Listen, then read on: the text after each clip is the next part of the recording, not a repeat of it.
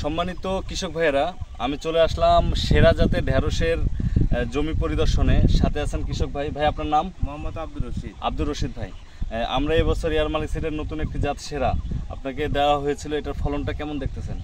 অন্যান্য জাতের চাইতে অনেক ভালো আছে। অনেক ভালো। আর ফলের আকার, সাইজ, রং অনেক ভালো আছে।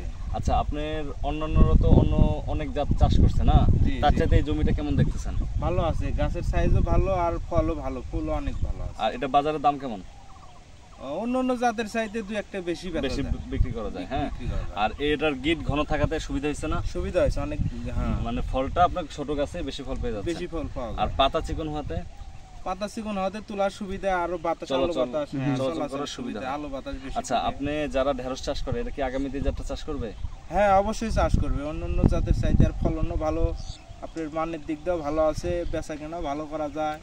তাহলে আপনি অন্যান্য চাষিদের এই জাত চাষ করতে পারবেন। ধন্যবাদ ভাই। জি, ঠিক আছে। আসসালামু আলাইকুম।